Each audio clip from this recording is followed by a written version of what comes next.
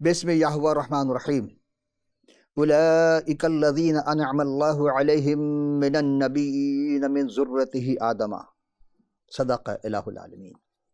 حقیق عرفان کے گلدستہ ہائے قصص الانبیاء تسلسل کے ساتھ آپ کی خدمت پیش کر رہے ہیں۔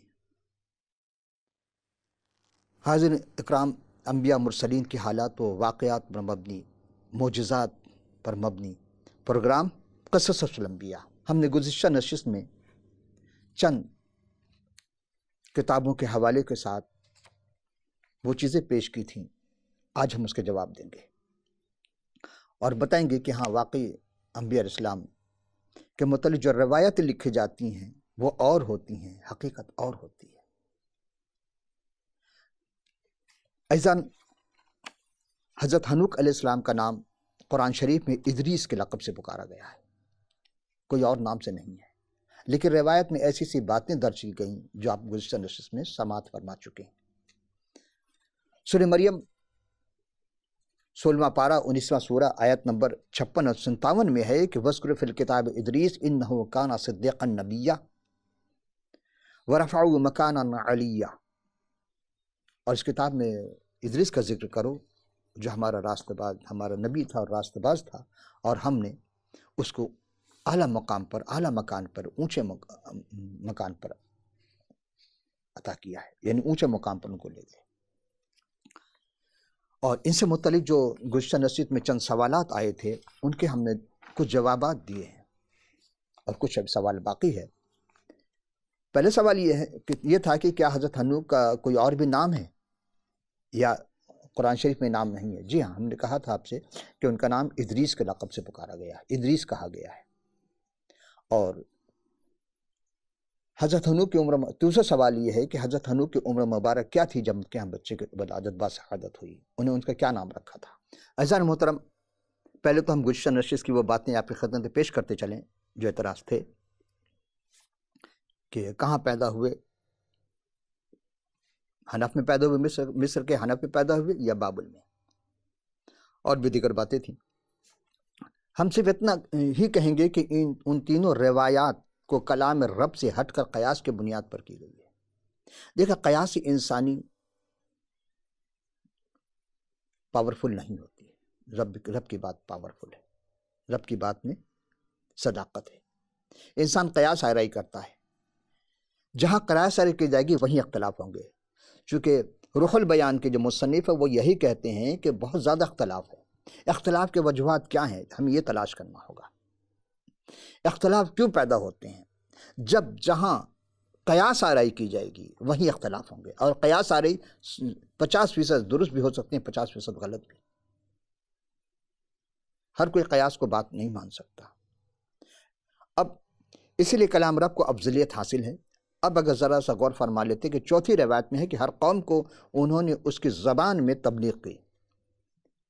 اچھا ہوا کہ قاضی صاحب نے یہ نہیں بتایا کہ اس وقت کتنی زبانیں بولی جاتی تھیں۔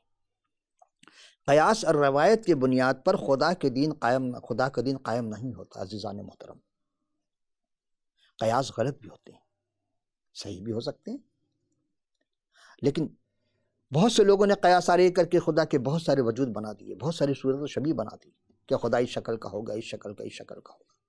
جتنے بھی خدا کے بندوں نے خدا کی صورت بنائی وہ انسانی شبیہ پر مشابہت ہے۔ اگر یہی قلم اور دوات جانور کو دے دی جائے تو وہ بھی اپنی صورت و شبیہ پر اپنے خدا کو بنا لیں گے، لیکن خدا کی کوئی صورت شبیہ نہیں ہے، بظاہر کچھ نہیں بتا سکتا کوئی۔ اب قیاس اور روایت کے بنیاد پر خدا کا دین کبھی بھی قائم نہیں ہوا ہے، نہ ہو سکتا ہے، بلکہ کلام خدا سے دین قائم ہوتا ہے۔ کلام کو سمجھنا ہوگا۔ جہاں کلام خدا ہوتا ہے وہاں اختلاف جنم ہی نہیں لیتا، لے ہی نہیں سکتا۔ حضرت نوح کے عہد میں ایک ایسا سیلاب آیا تھا جس سے ساری دنیا غرق ہو گئی۔ ابھی میں حضرت نوح کا تذکرہ نہیں کر رہے ہیں، حضرت نوح علیہ السلام کا تذکرہ جب نوح علیہ السلام کی حالات زندگی پیش کریں گے پھر ہم بتائیں گے آپ کی خدمت میں۔ تو گاد کی وجہ سے ہر چیز تہو بالا ہو گئی، تو پھر کیسے پتہ چلے گا کہ مصر میں پیدا ہوئے یا کہ وہ بابل میں پیدا ہوئے، حنف میں پیدا ہوئے کہ بابل میں پیدا ہوئے؟ اصل یہ نہیں ہے۔ بلکہ تمام تہو بالا ہو گئی تھیں، پانی نے ہر چیز کو، گڈھے نے ہر چیز کو تباہ برباد کر دیا تھا۔ اور یہ واقعہ حضرت نوح کے زمانے سے پہلے کا ہے، ابھی تو نوح بھی پیدا نہیں ہوئے۔ اس کی مثال ہم آپ کو دیں گے، اسی صدی میں سونامی میں کی مثال ہے۔ اگر 100 سال کے بعد، آج کا 100 سال کے بعد انسان قیاس کرے کہ یہ محلہ فلاں جگہ تھا اور فلاں جگہ تھا، فلاں جگہ یہ محلہ تھا، نہیں، ثابت نہیں کر سکتا کوئی، کیونکہ سب چیز تباہ و برباد ہو گئی ہیں، صفحہ ہستی سے وہ چیز مٹ چکی ہیں۔ پھر کیوں کر ہم اس کو قیاس آرائی کر کے اس چیز کو اتھینٹک بنا دیں، اس چیز کو کہیں کہ ہاں یہ درست ہے۔ واللہ اعلم بالصواب۔ اب حضرت حنوک علیہ السلام کی عمر مبارک بجائے 65 سال کے انہوں نے 165 سال کا 100 سال کا اضافہ کر دیا۔ لکھا کہ 165 برس تھے تو حضرت متوسلہ کی پیدائش ہوئی۔ اسی طرح حضرت حنوک کو کہا کہ مختلف زبان اور مختلف قوم تھے، اس وقت وہ زبان میں ان سے بات گفتگو کرتے تھے۔ پھر میں صرف یہی کہوں گا کہ بقول علامہ اقبال کے کہ حقیقت خرافات میں کھو گئی، یہ امت روایات میں کھو گئی۔ روایت پرستی نے تباہ و برباد کیا ہے۔ ممکن ہے چھوٹا منہ بڑی بات میں کہہ رہا ہوں، لیکن حقیقت یہی ہے کہ تباہی جو آئی ہے انسانوں کے اندر، وہ روایت پرستی کی وجہ سے آئی، حقیقت پرستی سے نہیں آئی۔ اب حقیقت کو چونکہ ہم تسلیم کرنے کو تیار نہیں ہیں، وجوہات یہی ہے کہ جب ایک چیز روایت پکڑ جاتی تو جوہلا یہ سمجھتے ہیں کہ یہ دین کا حصہ ہے، اور ہر زمانے میں ہی ہوتا رہا ہے۔ اب ایک اور بات جو تلخیص اور ماخوذ از قصص الانبیاء تالیف قاضی زین العابدین صاحب سجاد میرٹھی کے صفحہ 45 تا 47 میں درج ہے۔ قاضی صاحب رقم تراز ہے کہ حضرت ادریس علیہ السلام نے دنیا کے 4 مختلف حصوں میں جو بادشاہ مقرر کیے تھے، ان میں اسکلیبیوس سب سے زیادہ عظمت و قوت والا تھا، اور اس نے آپ کی امت کو قوانین شریعت پر چلانے کے جد و جہد کی۔ بادشاہ کا شریعت قانون سے کوئی تعلق نہیں ہوتا ہے، اس کی اپنی من کی بات ہوتی ہے، وہ جہاں اپنا مفاد دیکھتا ہے وہی قانون بن جاتا ہے، وہی اس کی شریعت بن جاتی ہے۔ صرف ایک بادشاہ ایسا گزرا ہے، بلکہ دو بادشاہ جو باپ اور بیٹے تھے، جس کو خدا نے بادشاہت عطا کی تھی، وہ حضرت داؤد علیہ السلام تھے، حضرت سلیمان علیہ السلام تھے۔ وہاں بھی ان سے کوئی نہ کوئی بات ہو گئی، لغزش ہو گئی، لیکن پھر بھی راہ راست سے منحرف ہو گئے۔ اس نے حضرت عیسی السلام کی محبت میں گمراہ ہو کر ہیکلوں اور عبادت گاہوں میں ان کے بت بنا کر رکھ دیے۔ یہ بات کہاں سے لی گئی؟ اب آئیے اب دیکھتے جو 5ویں روایت ہے، قاضی زین العابدین سجاد میرٹھی صاحب نے بادشاہ وقت اسکلیبیوس نے حضرت حنوک یعنی عیسی السلام کی امت کو قوانین شریعت پر چلانے کی جدوجہد کی، اور آپ کی محبت میں گمراہ ہو کر ہیکلوں اور عبادت گاہوں میں ان کے بت بنا کر رکھ دیے۔ تو کیا ان کے انتقال کے بعد یا انتقال سے پہلے بت بنائے تھے؟ سوال یہ پیدا ہوتا ہے۔ اور رہی شریعت کے بعد، تو قاضی صاحب کو شاید علم نہ ہو، یا ہو تو وہ حقیقت سے کی طرف نظر نہ گئی ہو کہ سب سے پہلی شریعت تو حضرت موسیٰ علیہ السلام کو عطا ہوئی تھی۔ اس وقت تو شریعت کوئی تھی بھی نہیں، پھر شریعت کے بعد کہاں سے آئی؟ پھر بادشاہ نے کون سی شریعت پر چلانے کی کوشش کی؟ ان کی حضرت عیسی السلام کی کون سی شریعت تھی؟ یہ بات کہاں سے لی گئی؟ اور اس وقت تک تو لوگ خیمہ بھی نہیں جانتے تھے، اور خیمہ اجتماع میں سب سے پہلے جو خیمہ اجتماع بنایا تھا حضرت موسیٰ کلیم اللہ نے بحکم رب العالمین کے، رب تعالیٰ کے حکم سے رب تعالیٰ نے ان کو بتایا کس طرح بنانا ہے، کتنی لمبائی کتنی چوڑائی، اس کے کلر کیا ہوں گے، اس کے رنگ کیا ہوں گے، کس پردے میں کیا ہوگا، کہاں کیا چیز رکھنی ہوگی۔ یہ ساری باتیں ہم جب حضرت موسیٰ علیہ السلام کی حالات زندگی پر گفتگو کریں گے، ان کی سوانح حیات طیبہ پر، تو وہاں ہم بتائیں گے کہ ہاں خیمہ کیا تھا اور کس چیز کی وہ نشاندہی کر رہا تھا۔ اور رہی ہیکلوں کی بات، تو دنیا میں سب سے پہلے اگر ہیکل تیار کیا تو حضرت سلیمان علیہ السلام نے۔ حضرت داؤد علیہ السلام بنانا چاہتے تھے، لیکن رب تعالیٰ نے ان کو روک دیا، جبکہ سارے اسباب سامان اور چوکیدار تک کو کس قبیلے سے ہوگا، کون کون ہوگا، یہ حضرت داؤد علیہ السلام ترتیب دے چکے تھے، لیکن رب تعالیٰ نے ان کو اجازت نہیں دی تھی، وہ بنا ہی نہیں پائے۔ انہوں نے کہا تھا کہ ہاں تیرا بیٹا سلیمان بنائے گا، تو حضرت سلیمان السلام نے اس ہیکل کو بنایا تھا۔ اب آپ غور کریں تو، اور ہیکلوں اور پھر عبادت گاہوں کی بات کہاں سے آ گئی؟ اور سب سے پہلے جو ہیکل کی تعمیر کی تھی حضرت سلیمان السلام نے کی تھی۔ اس سے پہلے ہیکل کا کوئی نام نشان تک نہیں تھا، کوئی جانتا بھی نہیں تھا کہ ہیکل کیا ہے۔ قبل تو بادشاہت بھی نہ تھی، پھر کیسے پتہ چلا کہ ہیکل کی بات انہوں نے کہاں سے لی؟ قاضی صاحب نے۔ ممکن ہے بہت سارے ہمارے احباب اس بات پہ اعتراض کریں کہ آج کے زمانے میں آپ کے پاس کہاں سے پروف آیا؟ جی ہم دیں گے، ہم کتاب مقدس سے آپ کو پوری بات کریں گے۔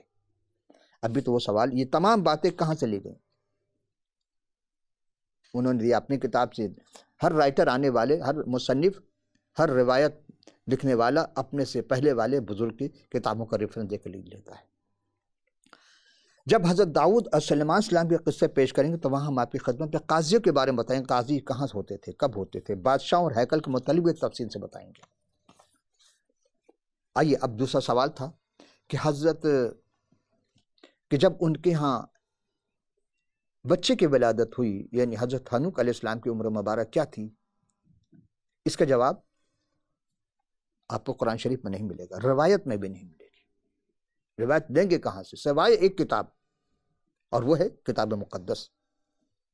اب اس کا نام آپ لوح محفوظ رکھ دیں، کچھ بھی رکھ دیں، ہے وہی کتاب جو پروردگار عالم کی جانب سے حضرت موسیٰ کلیم اللہ علیہ السلام نے تحریر فرمائی تھی۔ تو توریت مقدس کا پہلا سورہ پیدائش، اس کے 5ویں رکوع کی 21ویں آیت مرقوم ہے، جب حضرت ہنوک علیہ السلام 65 برس کے تھے تو انہی کی صورت اور شبیہ کے مانند ایک بیٹا ان کے ہاں تولد ہوا، اور حضرت ہنوک علیہ السلام نے اس کا نام متصلح رکھا، اور ان کے علاوہ اور بھی بہت سارے بیٹے بیٹیاں پیدا ہوئے۔ جی تیسرا سوال یہ تھا، اور یہ ہے کہ کیا وہی حضرت ہنوک ہیں جو قائن کی نسل سے تھے؟ اگر نہیں تو دونوں میں کیا فرق ہے؟ آئیے، ہم جب قائن کا قصہ بیان کیا تھا ہم نے آپ کی خدمت میں، تو اس میں قائن کی نسل میں جو نسل میں ہنوک آئے تھے اس کی بھی تفصیل پیش کی تھی۔ اب لیکن چونکہ سوال ہے لہٰذا ہم پہلے اس کے معنی بتائیں گے۔ ہنوک کے معنی کیا ہیں؟ ہنوک کے معنی عبرانی زبان میں تقدیس کیا ہوا، تقدیس، پاک، مقدس کیا ہوا، اور اس کے جواب کتاب مقدس کے تورات مقدس کا پہلا سورہ پیدائش کے 4 رکوع کی 17 سے 23ویں آیت میں درج ہے۔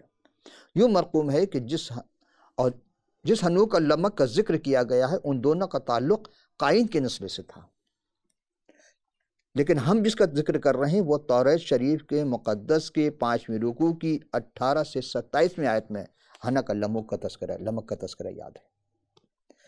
اور ان دونوں میں خلط ملط نہ کریں، ہم نے پہلے خلط ملط نہ کریں، کیونکہ آیات 18 کے مطابق حضرت ہنوک علیہ السلام حضرت آدم علیہ السلام کے بعد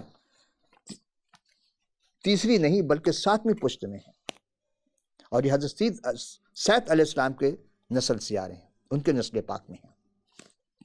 اب پہلی بات یہ ہے کہ وہ ہنوک جو قائن کی نسل کا سب سے بڑا بیٹا تھا، اس کے نام پر ایک شہر بسایا گیا تھا، اس نے بسایا تھا، اور ہنوک کثیر ازدواج کا پہلا شخص گزرا ہے۔ اس سے پہلے کثیر ازدواج کو کوئی رواج نہیں تھا، لیکن کثیر ازدواجی کا یہ پہلا واقعہ ہنوک کے یہاں سے ہے۔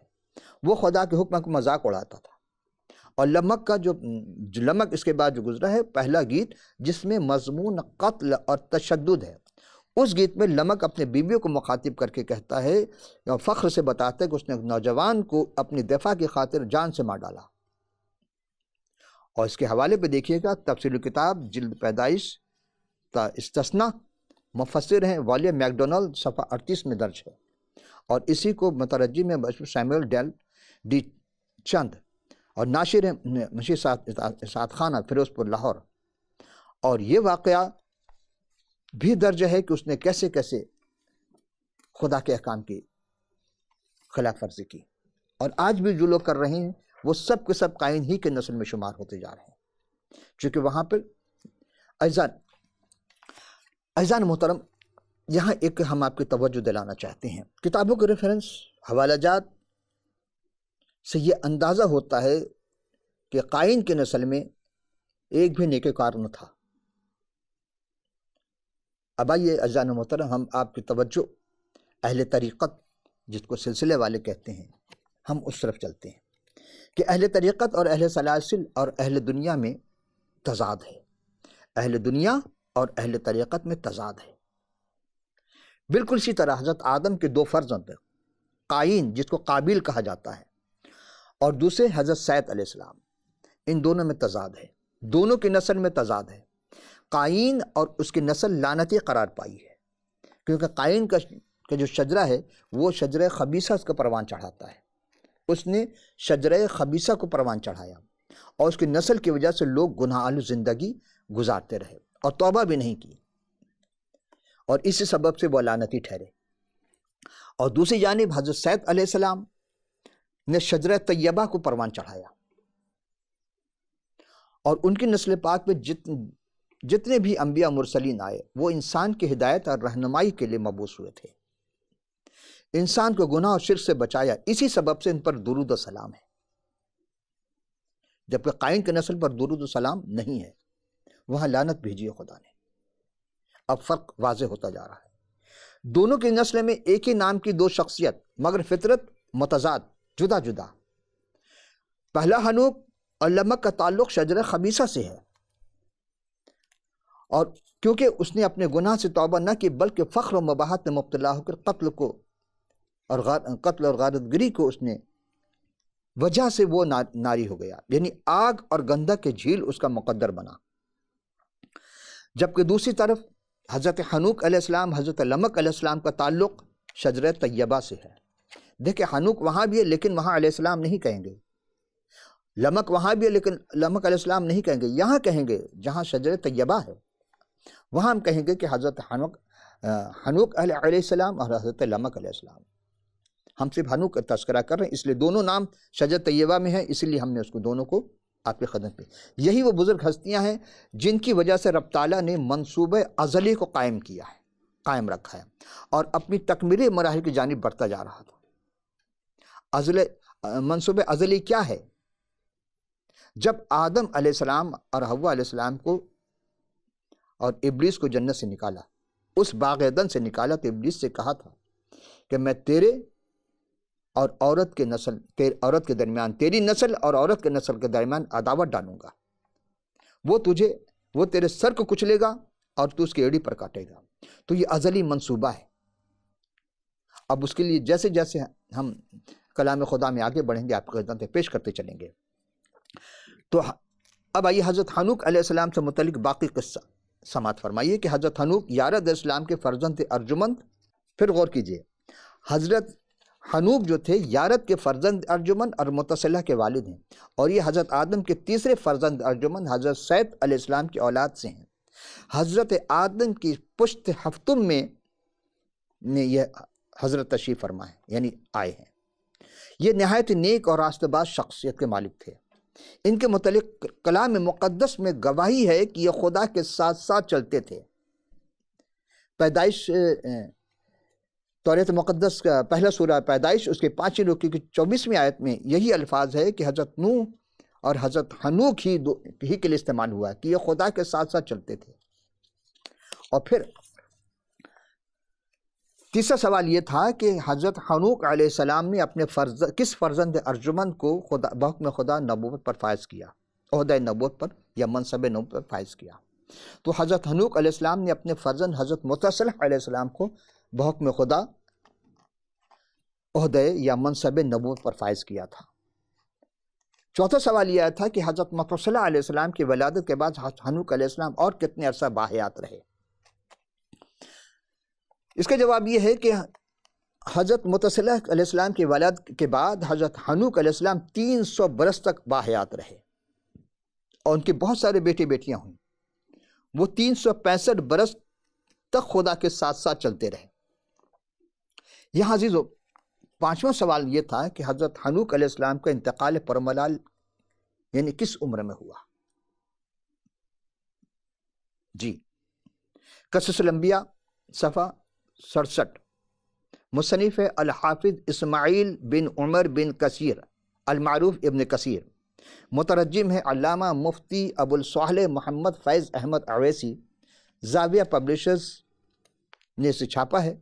اور یہاں ایک آیت ورفعہ مکان علیہ، ہم نے سورہ مریم کی آیت تلاوت کی تھی، آپ کی خدمت پیش کی تھی کہ وَذْكُرْ فِي الْكِتَابِ اِدْرِيسَ إِنَّهُ كَانَ صِدِّيقًا نَبِيًّا، اور یہ 97ویں آیت میں وَرَفَعْنَاهُ مَكَانًا عَلِيًّا سے مراد آپ کے مقام اور رتبہ کی بلندی ہے۔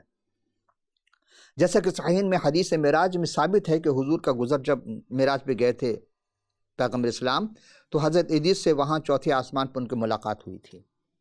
اور ابن جریر کی روایت ہے کہ بلال بن یساف کی موجودگی میں حضرت ابن عباس نے حضرت کعب سے دریافت کیا کہ ادریس کے بارے میں ارشاد ربانی ہے۔ یعنی یہ جو روایت ہے ابن جریر سے روایت لی گئی ہے، اور جریر کی روایت ہے بلال بن یساف سے۔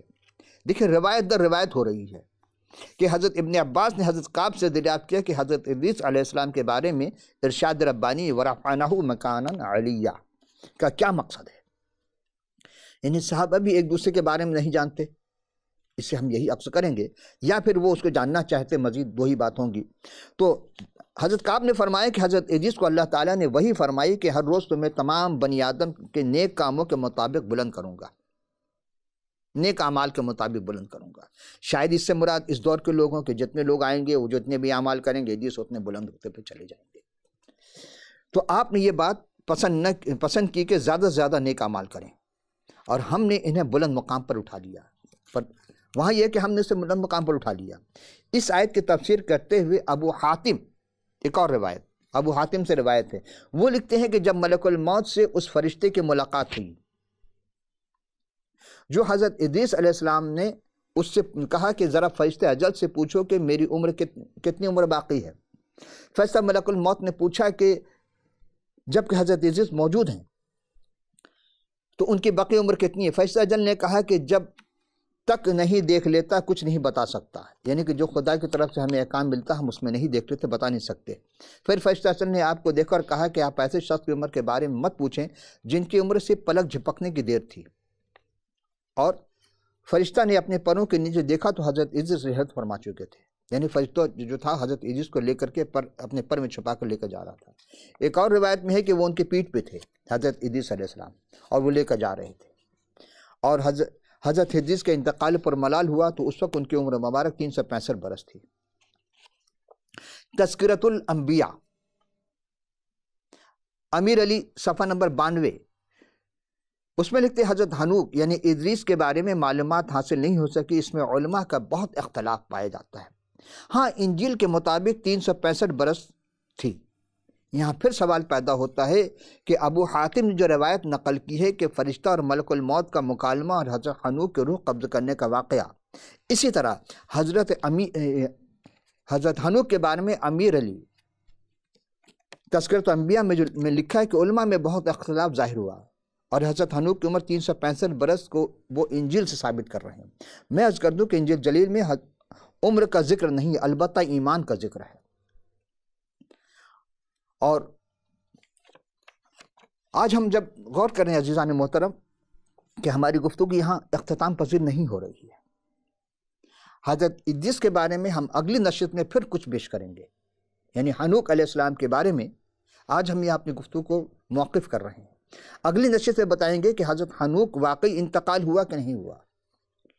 قرآن کی آیت یہی کہہ رہی ہے، اور ان کے حالات طیبہ کا خلاصہ کیا ہوگا۔ اگر عہد الحدیث میں ہم دیکھیں گے تو سورہ عبرانیوں کے 11ویں رکوع آیت میں ہے کہ حضرت حنوک جب 65 برس کے تھے تو انہی کی صورت شبیہ کے مانند ایک بیٹا ان کے یہاں تولد ہوتا ہوا ہے۔ یہ ہم آپ کی خدمت میں پیش کر چکے، لیکن مزید گفتگو کرنے کے لیے ہمیں ایک اور نشست کی ضرورت ہے۔ تو لہٰذا آج آپ کی خدمت سے ہم یہ عرض کرتے چلیں کہ آپ کے ذہن میں کوئی سوال ہو حضرت حنوک یعنی ادریس علیہ السلام سے متعلق تو ضرور کیجیے گا۔ ہم اگلی نشست میں پھر حاضر ہوں گے۔ اب دامان وقت میں گنجائش نہ رہی تو اس وقت کے لیے اجازت، خدا حافظ و ناصر۔